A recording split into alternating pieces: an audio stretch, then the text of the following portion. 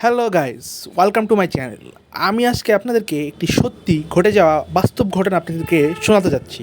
তো আপনি এই ঘটনাটা শোনার পরে হয়তো বা ভাবতে পারেন এবং আপনার দৃষ্টিভঙ্গি এই ঘটনা সম্পর্কে ভিন্ন ভিন্ন আসতে পারে। তো ভিন্ন ভিন্ন মতবাদকে আমি সাধুবাদ জানাই এবং আমি এটাও জানি যে আপনারা আমার গল্পটা শুনবেন এবং আমি আস্থা রাখি এই গল্পটার মধ্যে যে একটি বিষয় আছে, মানে মূল বস্তুটা আপনি বুঝতে পারবেন। তো আমি আর কোনো কথা না বলে আমি আমার ঘটনা শুরু করছি। তো ঘটনাটি ঘটেছে আমারই একটি আত্মীয়র সাথে। সে আমার খুবই ঘনিষ্ঠ একজন আত্মীয় এবং তারই এক ভাইগনার সাথে। তো আমার যে আত্মীয় সে তার নিজের নাম প্রকাশ করতে নিষেধ করেছে, তবে যার সাথে ঘটেছে তাকে বা তার নাম উল্লেখ করতে বাধা দেয় নাই। তো আমি ঘটনাটা বলতে চলছি। তো ঘটনাটি ঘটে তানজিল নামের একটা ছেলের সাথে। তো সে মাদ্রাসায় পড়তো। তার হেফজো পড়া শুরু হয় এরকম এরকম একটা স্থানে, মানে হেফজো পড়বে এরকম সময় তাকে কী করতে হয়, মানে বাসায় থাকা যাবে না, বাসায় থাকা যাবে না। তো তাকে কী করতে হবে, তাকে মাদ্রাসায় থেকে লেখাপড়া করতে হবে। তো সে প্রথমে এটা মানতে চায় নাই যে আমি মাদ্রাসায় থেকে লেখাপড়া করতে চাই না, আমি বাসায় থেকে পড়বো এবং মাদ্রাসায় যে হুজুরদের কাছে সেটা শোনাবো যে আমার পড়া হয়েছে কি না। তো হুজুররা বলছে যে না, এটা হবে না, এটা সম্ভব না, কারণ এরকমভাবে পড়ালেখা করা কোনো সিস্টেম নেই মাদ্রাসায়। আমাদের এখানে আসতে হবে, এসে বসতে হবে, বসে মুখস্থ করতে হবে এবং আমাদেরকে শোনাতে হবে এবং শোনানোর পরেও এখানেই থেকে যেতে হবে, এটাই আমাদের রুল। এবং আমরা নিয়ম অনুযায়ী সবাইকে একটা সুষ্ঠু মানব সন্তান হিসেবে আমরা প্রতিষ্ঠিত করি এই মাদ্রাসার মাধ্যমে। তো অনেকজনের অনেক রকমের মতামত মাদ্রাসা নিয়ে। আমি তাদেরকে বলি আপনারা একবার আসেন, দেখেন, বুঝেন, তারপরে মন্তব্য করেন। না দেখে না জেনে একটা মন্তব্য করে দেন যা আমাদের মনে একটা কষ্টের দাগ রেখে যায়। যাক, আমি ওইসব কথা না বাড়াই, আমি মূল ঘটনায় আসি। তো ঘটনাটি ঘটে তানজিল নামক ছেলের সাথে। তো সে অনেক দুষ্টু প্রকৃতির হলেও তার মধ্যে একটা গুণ ছিল যে সে সব কিছু তাড়াতাড়ি মুখস্থ করতে পারে। ছোটোবেলার থেকে তার মধ্যে এই গুণটা যে সে সব কিছু মুখস্থ করতে পারে এবং তার মধ্যে এই গুণটা এতই মানে প্রখর ছিল যে হুজুররা তাকে প্রশংসা করতো যে এই ছেলেটা অনেক জ্ঞানী, কারণ সে সব কিছু তাড়াতাড়ি মুখস্থ রাখতে পারে, তার মধ্যে এটা আয়ত্তায় আসে। তো যাই হোক, তানজিল একদিন যখন সে হেফজোখানায় যে একদম থাকা শুরু করে, তো প্রথম 1 বছর তার সাথে কোনো ঘটনাই ঘটে নাই, একদম ফাঁকা, মানে মানুষ নর্মাল যেভাবে পড়ালেখা করে ওরকমই। তো 1 বছর পরে মাদ্রাসায় একটা নতুন ছেলে আসে, সেই ছেলের নাম হলো রাকিব। তো রাকিবের সাথে তানজিলার বন্ধুত্ব হয় এবং বন্ধুত্বটা অনেক ঘনিষ্ঠ পর্যায়ে চলে যায় এবং তারা একে অপরকে নিজের ভাই বলে ডাকে, যে তানজিল ভাই, রাকিব ভাই, এরকম দুজনের মধ্যে ডাকার মানে সুরটা এরকম। এবং তারা একই পাশে শুইতো, মানে বেডও এক পাশে নিয়ে আসে যে তারা এক পাশে পাশাপাশি শুবে। তো একদিন মানে এই হেফজো পড়া অবস্থায় একদিন খুবই সকালে, সরি, খুবই গভীর রাত্রে, এইটা 12টা 12:30টার মাঝখানে, যে ছেলেটা রাকিব ছেলেটার কী হয়, টয়লেট আসে। তো সে তানজিলকে বলে, মানে যে টয়লেট অনেক দূরে, ইনসিস্ট করে যে ভাই তুই আমার সাথে চল, একটু বাইরে দাঁড়াবি, আমি টয়লেট করে চলে আসবো। তানজিল বলে যে তুই যা, কিছু হবে না। তো রাকিব বলে যে না ভাই, অনেক অনেক অনেক আমার ভয় ভয় লাগছে এবং আমার অনেক জোরে আসছে, তো তুমি কিছু একটা করো। তো তানজিল বলে যে আচ্ছা তুমি যাইতে থাকো, আমি আসতেছি। এই কথা বলে তানজিল আর যায় না। তো যায় না, তো রাকিব ভাবে যে তানজিল হয়তো বা চলে আসবে, আমি মাদ্রাসার যাই, বাথরুমে যাই। তা মাদ্রাসার বাথরুমটা ছিল একটু দূরে, একটু মাদ্রাসা যেখানে তার একটু পাশে একটা বাঁশঝাড়, তার ওইখানে ঠিক ওইখানে বাথরুমটা ছিল। তো তানজিল ভাই করে কি, মানে শুয়েই থাকে, সে আর যায় না। এবং রাকিব ভাবে যে তানজিল হয়তো বা আসবে, আমি আর না করেই, মানে ভয় না পাই, আমি টয়লেটে চলে যাই। তো সে বন্দায় পানি নিয়ে টয়লেটে চলে যায়। তাই এরকম টাইমে কসমস কসমস আওয়াজ হয় তার বাথরুমের পাশ দিয়ে, ভাবে যে তানজিল মনে হয় চলে আসছে, আমাকে করবে, দেখবে। তো এই এই এই কথা ভাইবে সে নিজের টয়লেটটা ক্লিয়ার করে বাইরে বাইরে আনার পরে দেখে তানজিল তার দিকে তাকায় হাসতেছে। তাই ও কিছু মনে করে না। রাকিব রাকিব বলে যে কিরে ভাই, কী হয়েছে, হাসতেছিস কেন এত রাত্রে? তানজিল বলে যে কিছু না আই বলে তানজিল মাদ্রাসার দিকে হাঁটা দেয় নাই, বাঁশ ঝাড় যেদিক ওই দিক হাঁটা দিছে। তো রাকিব বলে কিরে তুই ওই দিক যাস কেন, তুই মাদ্রাসায় চল, ভিতরে চল। তো তানজিল তানজিল যে ওই দিক চলে যাইতেছে, রাকিব বলতেছে তুই ভিতরে চল। তখন তানজিল আবার পিছনে ঘুরছে, পিছনে ঘুরে আবার হাসি দেয়, হাসি দিয়ে বলে কি আরে দোস্ত। তা রাকিব যখনই তার মুখের থেকে দোস্তটা শুনে তখনই তার খটকা লাগে যে ও তো জীবনে আমাকে দোস্ত বলে ডাকে না, ডাকে কি ভাই বলে। হ্যাঁ, কী বলে ভাই। তো সে একটু মানে কনফিউজ যে কাহিনী কি, ও তো আমাকে দোস্ত বলে না, ও তো আমাকে ভাই বলে। তো এখানে কোনো না কোনো একটা গড়বড় হয়েছে। তো যাই হোক, আমি ও যেদিক যেতেছে আমি ওদিক যাবো না। ওর মাথায় মানে এই জিনিসটা পয়সা যায় যে ও যেদিক যেতেছে আমি ওদিক যাবো না, আমি কী করবো, আমি মাদ্রাসার দিক যাবো।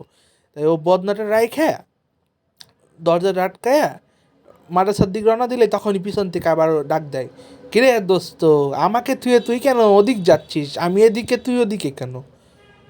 তখন রাকিব বুঝে যায় যে এটা আর যাই হোক এটা তানজিল হবে না, কারণ তানজিল তো এরকমভাবে তাকে কথাবার্তা বলে না, তার সাথে তুই করে না, আপনি করে না, তুমি করে। আপনি প্রথম দিকে করছে, তুমি করছে, ঠিক না? তো এখন তানজিলের দিকে আর ও তাকাইতেছে না, না তাকায় ও একদম মাদ্রাসার দিকে হাঁটা দিচ্ছে, এবং ও জানে যে দৌড় দিলে আমি বাঁচতে পারবো না, তাহলে ওই জিনিসটা বুঝে যাবে। তো ও আস্তে আস্তেই হাঁটা দিচ্ছে, এরকম টাইমে পিছন থেকে বড় লম্বা একটা হাত তার কাঁধে আসে। এখন ও কেমনে বুঝলো লম্বা হাত, কারণ তানজিল যেখানে সেখান থেকে যদি ওর ঘাড়ে মানে ওর ঘাড়ে যদি হাত দেওয়া হয় তাহলে তো অনেক দূর, এটা না হলেও আপনারা মনে করেন 12-13 হাত দূরে ওই তানজিল আরও।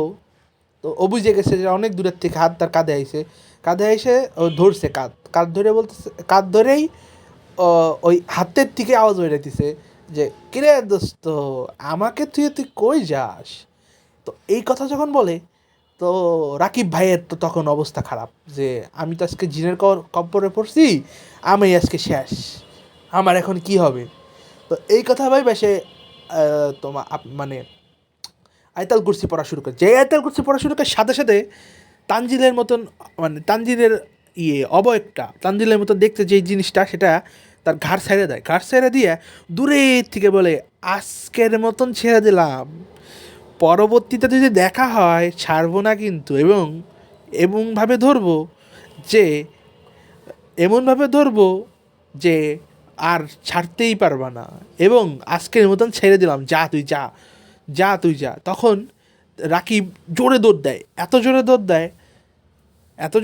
দেয়, দৌড় দিয়ে যায় মাদ্রাসার যে মেন দরজা, সেই দরজা ধাক্কা দিয়ে একদম ভাঙিয়ে ফেলে লাফ দিয়ে শুয়ে পড়ে, মানে মাদ্রাসার মধ্যে ঢুকে শুয়ে পড়ে। তো হুজুর রাসূল সবাই লাফ দিয়ে উঠে, কী হইলো। তারপর যায় দেখে তানজিল বেহুশ হয়ে শুয়ে রয়েছে। তো সবার মধ্যে ভয় যে এটা কী হইলো, ওর সাথে কী হইলো। মাদ্রাসার হুজুরের সাথে একটা আংটি ছিল, ওই আংটির মধ্যে কী ছিল, জিনবন্দি ছিল। তো মাদ্রাসার হুজুর পাশে চলে গেল, পাশে যায় মানে একটা অন্ধকার একটু রুম একটা ছিল মাদ্রাসার একটু কাছে, মানে ভিতরেই অন্ধকার রূপ, ওইদিক যায় আল্লাহর নাম নিয়ে সেই জিনটাকে ডাক দিল। মাদ্রাসার হুজুর এই গল্পটা তার ভাইকে পরে বলছে, তো আমি এই গল্প মানে ঘটনাস্থলে এই জিনিসটা ঘটে নাই, মানে কেউ বুঝে নাই যে মাদ্রাসার হুজুর জিনের কাছে গেছে। যাই হোক, যাই জিনকে হাজির করে বলতেছে যে কী হয়েছে তুমি একটু বলো তো। তো জিন সেকেন্ডের মধ্যে বললো যে আপনাদের এইখানে যে বদ জিনটা ঘোরাফেরা করে ওই জিনিসটা এই রাকিবকে ধরছিল, এবং আজকে হয়তো বা রাকিবকে গাড়ি ফেলতো, নিয়ে যায় পাশে যে পুকুরটা, বাঁশঘাটের পিছনে যে পুকুরটা, ওইদিকে ওরা নিয়ে যেতে চেয়েছিলো, এবং নিয়ে যেতে পারতো পা উল্টা করে মাথাটা একদম কাদার মধ্যে ডুবিয়ে ওকে মেরে ফেলতো, আজকে শেষ করতো। ওই জিনটা মানে ওই পিচাস জিনটা, ওই পিচাস বদমাশ জিনটা পছন্দ করে না কোনো মাদ্রাসার ছেলেকে, মাদ্রাসার আল্লাহর কালামকে পছন্দ করে না, নষ্ট জিন। তো এখন এই যে ঘটনা জানার পরে হুজুর বলল যে তুমি এই নষ্ট জিনের একটা এই দুষ্টু জিনের একটা ব্যবস্থা নাও, এবং তাকে কোনোভাবে তুমি বিনষ্ট করো। তো এই কথা শোনার পরে এই যে মাদ্রাসার হুজুরের যে জিন, সে জিনটা বলে যে আমার ক্ষমতা থাকলেও আমি তাকে মারতে পারি না, যোদ্ধা জিন লাগবে, এইরকম বদমাস জিনকে মারতে যোদ্ধা জিন লাগবে, আমার এটা সম্ভব না মারা। তো বললো তো তুমি যোদ্ধা জিনের ব্যবস্থা করো, আমি আমার এই বাচ্চাদেরকে তো মরতে দিতে পারি না, তুমি একটা ব্যবস্থা করো। তো সেই ব্যবস্থা অনুযায়ী সে কী করে, বলে যে আমি তাহলে আগামী শুক্রবারে আমি আমার বন্ধু যোদ্ধা জিনদের সবাইকে নিয়ে আসবো, নিয়ে এসে এই এই যে বদমাশ জিনটা আছে একে আমরা সবাই মিলে হত্যা করব এবং আপনি আপনি আমাদের সাথে থাকবেন। তো হুজুর রাজি হয়। তো রাকিবকে তখন হুজুর আবার একটু সুস্থ করে, পানি পুনি খাওয়ায়, পরা পানি দেয়, তেল মালিশ করে দেয় এবং কোরআন কোরআন একটা ছেলেকে বলে যে তুমি খালি কোরআন পড়বা। তানজিল ওই মুহূর্তে সে থতমত খায় বসে রয়েছে এক এক কোণে, যে কি হয়ে গেল আমার বন্ধুর সাথে। সে হৃদয়ের থেকে কষ্ট পাইছে যে আমার বন্ধু ডাকছিল, আমি গেলাম না, আমি যদি যাইতাম তাহলে আমার রাকিব বন্ধুর সাথে এই ঘটনাটা ঘটতো না। তো এইটুকুই ছিল ঘটনা। পরে শুক্রবারে ওই ছেলের সাথে ওই ওই বদ জিনের সাথে কী ঘটেছিল এই ঘটনাটা আমি এর পরের এপিসোডে আপনাদেরকে জানাবো। ততক্ষণ নিজেরা সুস্থ থাকবেন, ভালো থাকবেন এবং আশেপাশে যেসব ঘটনা ঘটে যায় এগুলোর উপরে একটু নজর দিবেন। এবং আমি এখন একটা ছোটো ঘটনা বলবো। এটা ঘটেছে আমার এক মামার সাথে। তো মামা, আমি তাকে মামা ডাকি, তবে সে আমার মানে আসল মামা না, মানে আপন মামা না, বন্ধুর মতন। তো এটা কেমন ঘটনা, তো বন্ধুকে মাঝে মাঝেই বোবাই ধরে, রাত্রেবেলা ঘুমাইলেই বোবাই ধরে, তার নাক মুখ বন্ধ হয়ে যায় এবং সে আল্লাহর কালাম পড়লে সাথে সাথে তার সেন্স ফিরে এবং সাথে সাথে জিনিসটা তাকে ছেড়ে দেয়। তো বন্ধু আমাকে বলল যে সে পশ্চিম দিকে মুখ করে আল্লাহর কাছে অনেক করছে, পানা চাইছে যে আমারে তুমি এই অস্থিরতার থেকে তুমি মুক্তি দাও। তো সেই অনুযায়ী সে পশ্চিম দিক মুখ করে শুয়ে থাকে। তো এই দিনও আনুমানিক রাত 1টার দিকে বোবাই এসে তাকে চাইপা ধরছে। তো আমরা সাধারণত কি জানি যে আমরা যদি সমান্তরালভাবে সোজাভাবে শুই তাইলে বোবাই ধরে, কিন্তু ও বেকাতেরাভাবে যেভাবেই শোক বোবাই ওরা ধরবেই। তো বোবাই ধরছে, তো এখনও আল্লাহর কালাম পড়তেছে, এরকম টাইমে চোখ খুলছে, একটা কালো লোমশ লোমশ হাত সে দেখতে পারছে। তার রুমের কিন্তু ডিম লাইট জ্বালা থাকে, সে ডিম লাইটের আলোতে সে দেখতে পারছে লোমশ হাত তার কাছে।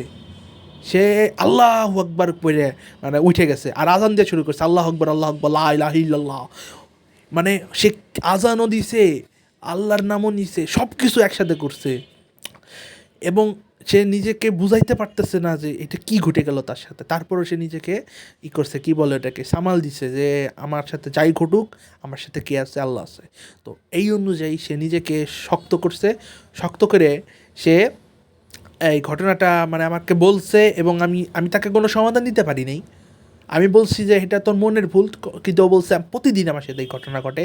তো ওই দিন আমি লোমশ হাতটা দেখতে পাচ্ছি, তো এটা কি কোনো ভৌতিক কিছু আমার সাথে ঘটে গেছে বন্ধু?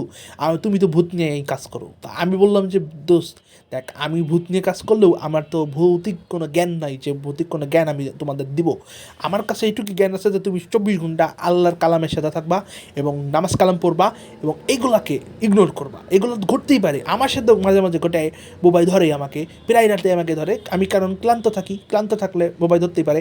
এটা আমি সাইন্টিফিক তাকে ব্যাখ্যা দিই, কিন্তু সাইন্টিফিক ব্যাখ্যা দিলেও আমি জানি, আমি বিশ্বাস করি যে জিনভূত নামক এই খারাপ জিনিসটা আছে এবং এই জিনিসগুলা সবাই যে খারাপ তা না।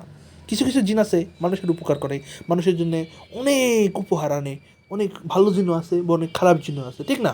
তো আমরা কি করব, আমরা নিজেকে ভালো রাখবো, নামাজি হব, আল্লাহকে ভালোবাসবো এবং আপনারা আমার এই ভিডিওটা শুনবেন। আমি আশা করি আপনাদেরকে নতুন নতুন সব কাহিনী দিয়ে আপনাদেরকে এই বিনোদন দেওয়ার একটা চেষ্টা করব এবং হয়তোবা আমি সফল, হয়তোবা আমি বিফল, তবে আমি আশা রাখি নেক্সট যে ঘটনাটা আসতেছে সেই ঘটনাটা হবে আমার চ্যানেলের সবচেয়ে বেস্ট একটি ঘটনা। তো সেই ঘটনাটা শোনার জন্যে আমার চ্যানেলের সাথেই থাকুন। আর আমি বলবো না সাবস্ক্রাইব করুন, লাইক দেন, হ্যান করুন ত্যান করুন, আমি বলবো না। আপনাদের যদি পছন্দ হয়, ভালো লাগে, তাহলেই লাইক দিবেন, তাহলেই ফলো দিবেন, তাহলেই শেয়ার করবেন এবং সবার মাঝে ছড়িয়ে দেবেন। ভালোবাসা রইল। আজ এটুকুই। আপনারা ভালো থাকবেন, সুস্থ থাকবেন এবং ভৌতিক কিছু যদি দেখেন বা ভৌতিক কোনো কিছু যদি আপনাকে প্রভাবিত করে, আপনার জীবনকে প্রভাবিত করে, তাহলে ওটার সমাধানের জন্যে যতটুকু পারেন চেষ্টা করবেন। সমাধান যদি না পান তাহলে আল্লাহর কাছে ছেড়ে দেবেন, তবে চেষ্টা করবেন সমাধানের জন্য, কারণ আপনারই জীবন আপনারই হাতে। এটুকুই আমি বলতে চাই, আর কিছু বলার নেই। তো এখন থেকে নিজেকে পরিশুদ্ধ করুন, যেই ধর্মেরই হন আপনি, নামাজ পড়বেন। আর যদি অন্য ধর্মের হন তাহলে আপনার আপনার ধর্মের কালাম পড়বেন, ধর্মকে মানে বাহবা দিবেন, অন্য কিছুতে বাহবা দিবেন না। কালা জাদু মাল জাদু হিসাবে ঢুকবেনই না, এসব হারাম।